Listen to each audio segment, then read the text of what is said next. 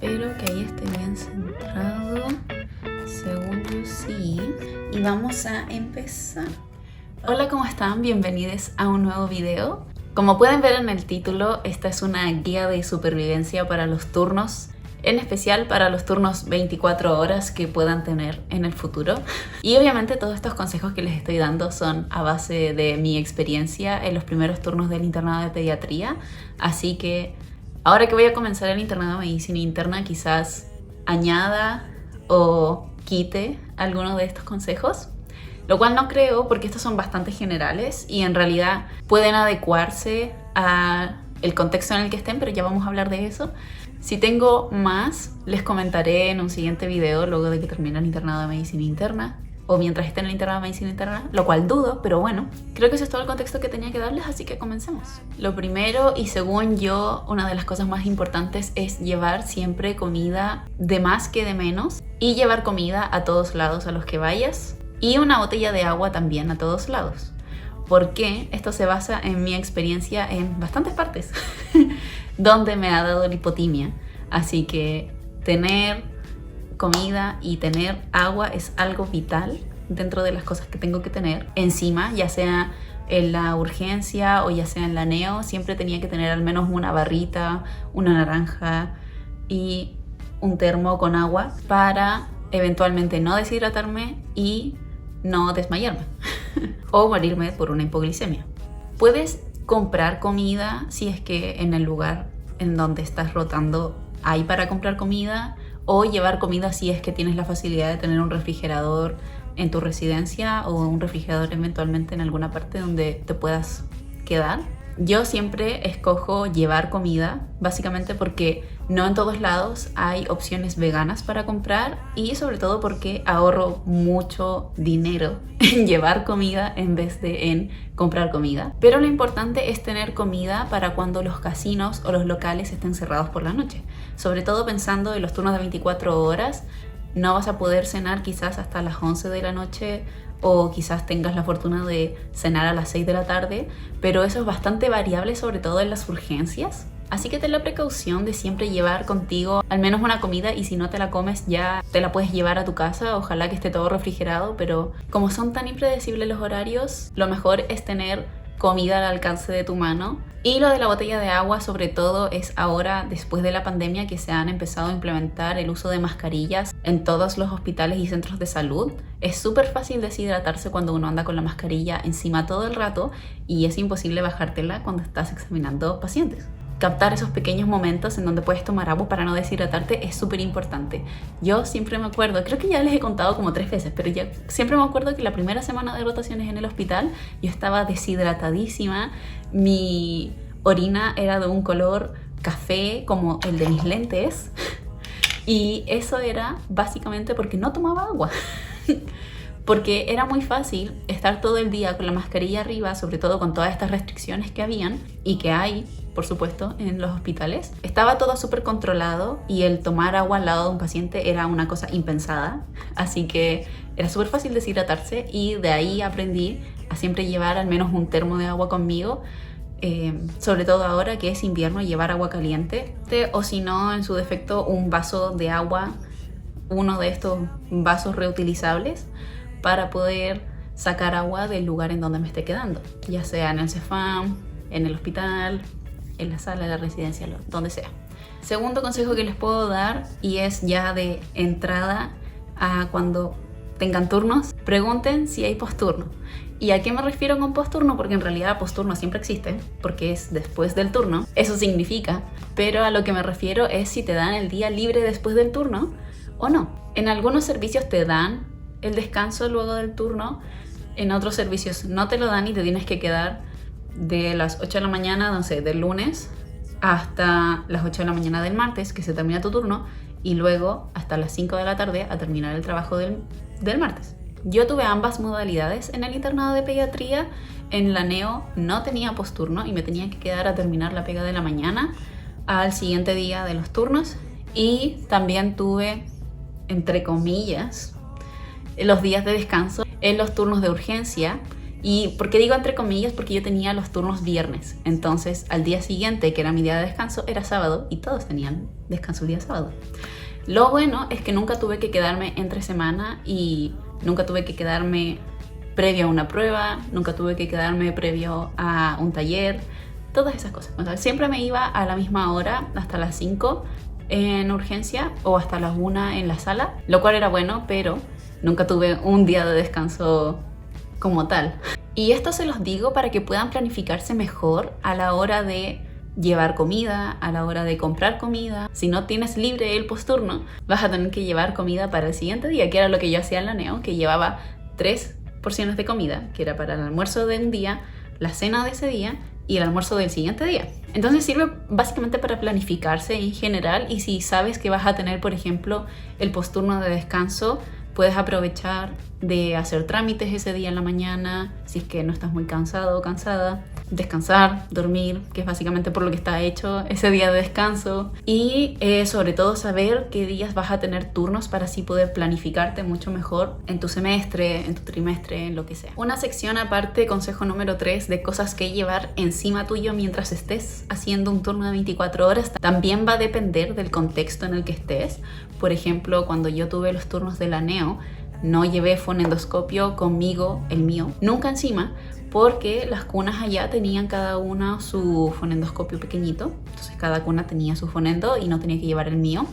Pero por ejemplo a la urgencia sí tienes que llevar encima todas tus cosas, y a veces es mucho más práctico si es que dispones, por ejemplo, de un saturómetro, si es que dispones de un otoscopio, es mucho más conveniente llevar esas cosas encima que andar buscando los conitos de la urgencia, andar viendo si es que funcionan o no las luces, que es algo muy común que sucede, que no funcionan los de los boxes. Entonces cosas que llevar encima va a depender del contexto, pero algo que según yo es imprescindible en todas partes, de aquí a un CESFAM, a una urgencia de una clínica, a una urgencia de un hospital, es tener lápiz y algo donde anotar. Yo siempre llevo encima 2 lápices, uno con el que escribo, otro por si se me pierde o si alguien necesita usar uno con mucha urgencia, y siempre trato de que me lo devuelvan porque los lápices se pierden. Y siempre llevo conmigo también una libreta en donde anoto todos los datos del paciente que me parezcan relevantes, como por ejemplo el root, el nombre, la edad, el peso, cosas que en pediatría son el mundo porque todo se rige por peso, y todas las cosas que puedas buscar de la ficha de ese paciente están con su root. O si vas a preguntar por la entrega de algún examen, siempre se hace con el root. Entonces esas cosas siempre hay que tenerlas anotadas en alguna parte, y es un lío tener miles de papeles encima o tirados por todas partes. Es mejor tener una libreta y un lápiz propio, y con eso yo creo que ya tienes 80% de las cosas que necesitas en el turno. Ya lo otro es dependiendo del contexto. Por ejemplo, en urgencia de pediatría llevaba unos timbres para poder darles de premio a los niños esos timbres después de la atención. O si estaban muy inquietos también les mostraba los timbres y se quedaban jugando con ellos. Así que una buena inversión para pediatría son unos timbres. Así que lo que yo les recomendaría es llevar un lugar donde anotar, un lápiz, 2 por si acaso si es que se les pierde, y lo demás dependiendo del contexto. Fonendoscopio, que es lo que uno casi siempre lleva encima, otoscopio ya si es que tienen, saturómetro si es que tienen.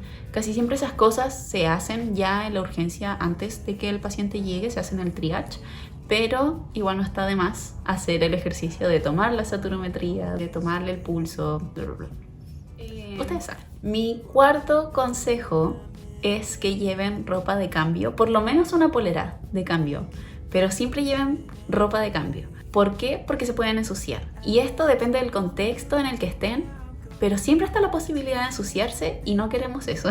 Siempre está la posibilidad de que un bebé te vomite encima, estés en una cirugía y te salpique sangre, estés en una tensión y te salpique pus, estés haciendo un tacto rectal y te salpiquen otras cosas. Así que siempre lleva ropa de cambio. Y ya si es que te vas a quedar 24 horas, lo mejor es que lleves cosas de aseo personal. Yo como vivo en la Nova, como vivo en mi auto, llevo siempre ahí desodorante, cepillo de dientes, pasta de dientes, pero en mi mochila sí siempre llevo otra polera de turno, encima por si es que me la tengo que cambiar. Y sobre todo para despertarme en la mañana no me gusta usar la misma polera, entonces me la cambio. Y ahora que está haciendo frío también llevo estas poleras abajo, que son primeras capas, que encuentro muy prácticas. Y además, esta ropa te va a servir para no irte con todos los gérmenes ni todas las IAs que hay en el hospital. Sobre todo si usan transporte público, por favor no vayan con su traje clínico cultivado en el transporte público. Quinto consejo creo que es... Bueno, siguiente consejo que les voy a dar es que tengan presente que donde van a dormir en un turno de 24 horas es probablemente donde ya durmió alguien más. Al menos en mi residencia las sábanas se cambiaban todos los días y habían 4 camas. No mucha gente dormía en esa residencia, pero muy probablemente alguien se echó en esa cama y al menos a mí no me gustaba saber que alguien más podría haber estado durmiendo en esa cama mientras yo estaba durmiendo en esas sábanas, así que lo que yo hacía era llevar un saco de dormir y después obviamente lo aireaba cuando llegaba a mi casa, lo oreaba, lo mantenía oreándose durante todo el día. Y no es como que seas quienta, en realidad es porque sobrepienso mucho las cosas. Así que te recomendaría llevar pijama o ropa de cambio de nuevo si es que vas a dormir ahí, o en su defecto llevar un saco de dormir. En realidad yo creo que era de las únicas personas que llevaba un saco de dormir. Me acuerdo de haber visto solamente 2 personas con saco de dormir y una era yo. Todas las demás se acostaban abajo, así que no es algo imprescindible, solo tenlo en mente. No sé en qué número vamos, pero ya en el último consejo es sobre qué estudiar. Obviamente va a depender del contexto, pero sí tengo algunos tips. Por ejemplo, si estás haciendo turnos en urgencia, lo más probable es que te lleguen traumas, TECs, fiebre, sobre todo ahora en invierno, tos, cosas así como reumatológicas, hematológicas, onco. Muy probablemente no te van a llegar a ninguna urgencia, ya sea pediatría o ya sea adulto. Así que si vas a tener turno de urgencia, lo más probable es que eso es lo que vayas a tener que estudiar, porque todo lo demás lo vas a ver en consultas o lo vas a ver en hospitalizados. Convulsiones también te pueden llegar en urgencia, pero más allá de eso no. Así que es diferente el enfoque de las cosas que vas a necesitar saber si es que estás en una urgencia o si estás haciendo turno en sala de hospitalizados, por ejemplo, que son generalmente pacientes conocidos, que ya llevan hartos días y que es bastante diferente a los pacientes que vienen por trauma. Así que para la sala de hospitalizados sí, yo creo que las cosas que tienes que saber es alimentación, sobre todo estos pacientes que son con dietas hipercalóricas, hipocalóricas, hiposódicas, hiperproteicas, todas esas cosas. En los lactantes, por ejemplo, saber las fórmulas, cuánto cc hay que dar al día. Causas de descompensación, porque siempre los pacientes se te van a descompensar en tu turno. No sé por qué, pero los pacientes no se descompensan en el día, se descompensaron en la noche. Así que va a depender mucho del trabajo que hagas, lo que vas a tener que saber y estudiar para esos turnos. Y ya después de tu primer turno, ya cuando tengas un poco más de experiencia con las cosas que tienes que saber. Yo no sabía estas cosas hasta mi primer turno, así que ya cuando supe un poco, después de esas 24 horas caóticas que tuve en mi primer turno de urgencia, supe un poco por dónde iba el temario para estudiar para esos turnos. Ya me construí uno y estudiaba los días de semana para la sala de hospitalizados.